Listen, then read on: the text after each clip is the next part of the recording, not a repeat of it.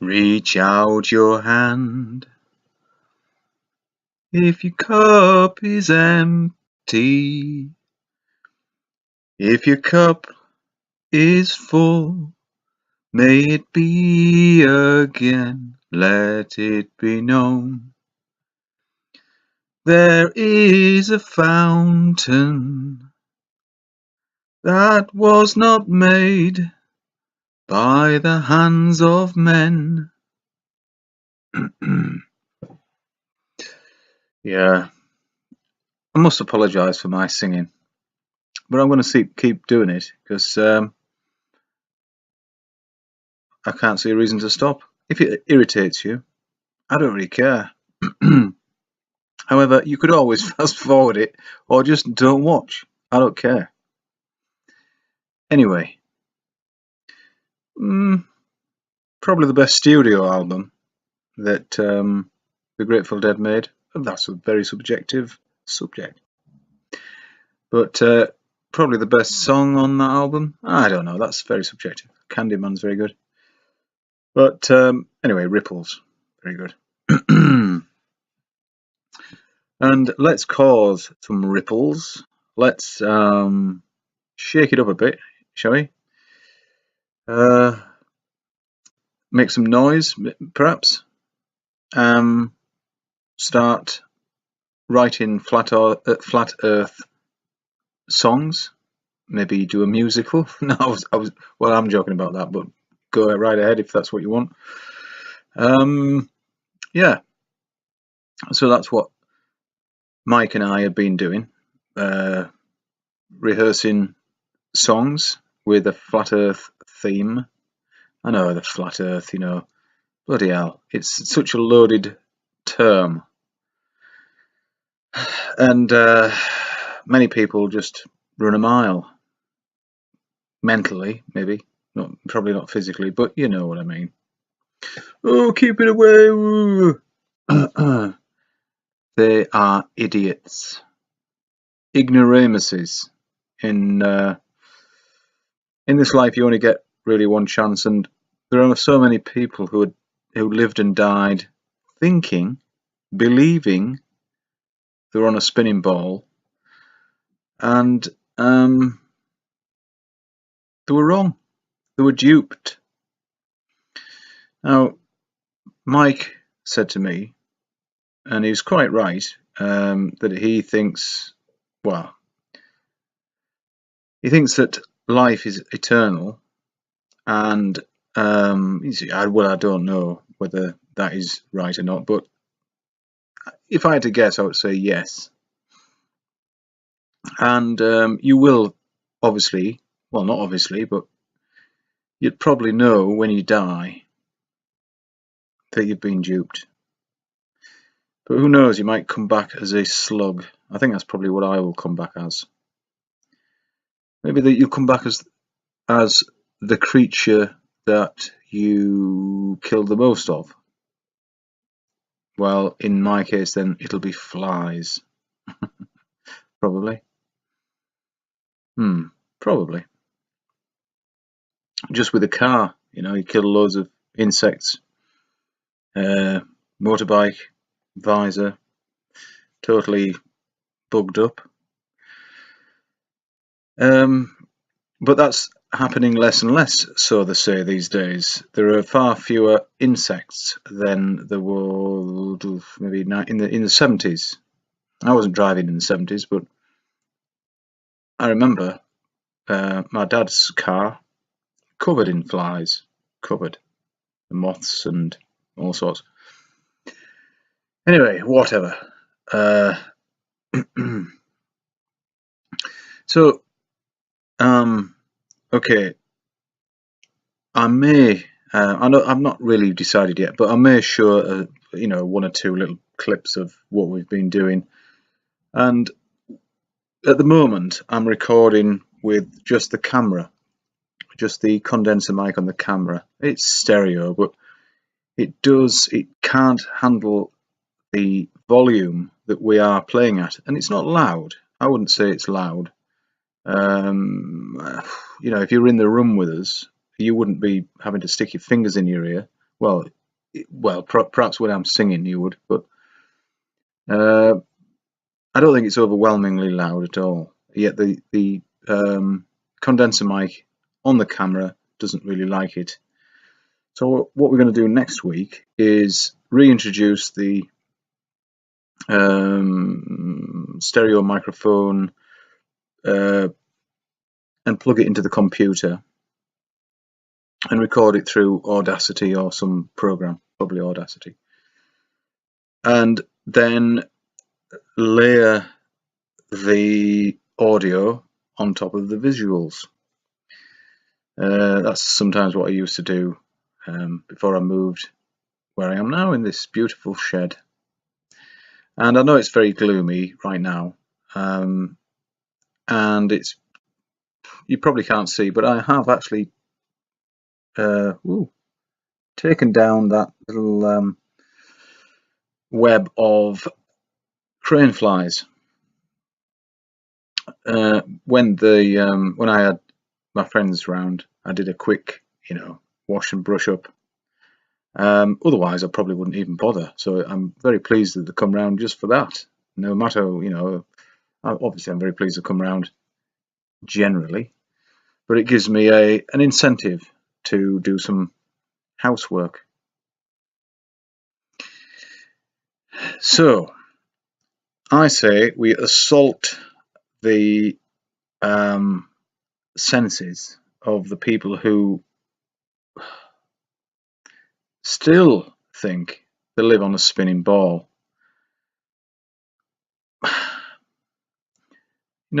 I say I don't have any respect for people who still think they're living on a spinning ball. They are probably lacking a little bit of lacking in, mentally lacking.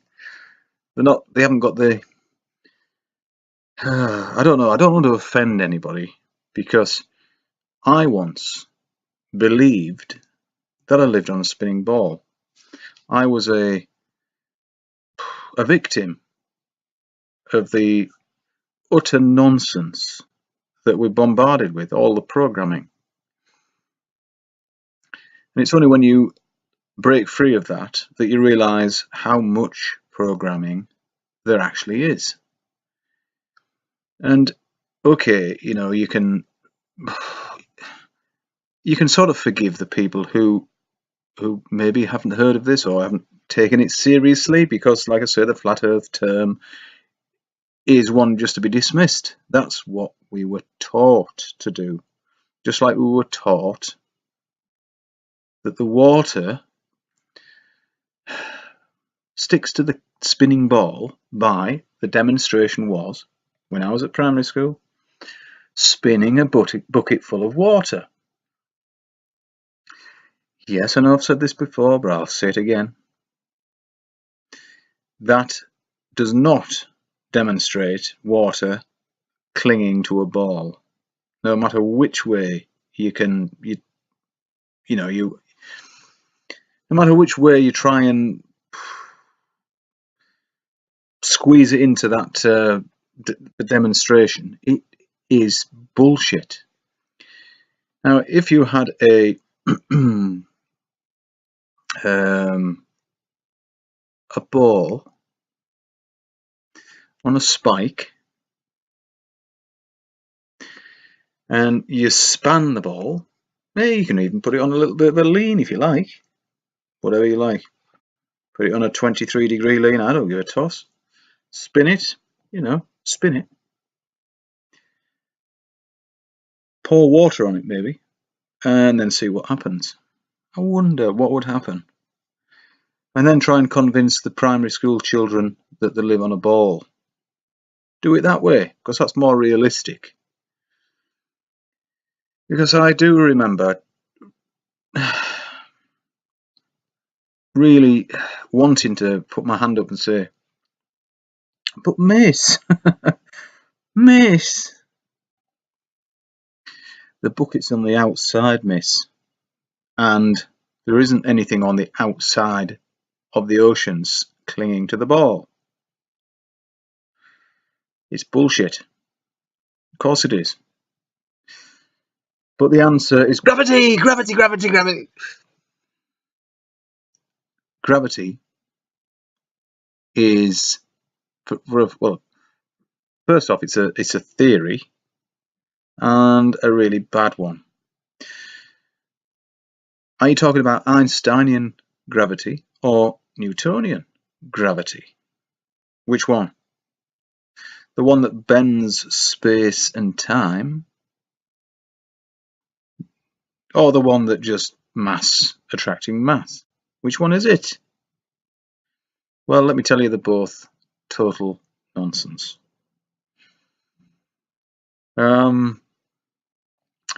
See, Cavendish, who did the experiment with the big balls of lead in his shed, was a overprivileged moron. He had a lot of money, which means he didn't have to work, which means he could play about with shit and come up with all kinds of conclusions. But he then proclaimed that he knew the weight of planets. He knew the weight of Mars.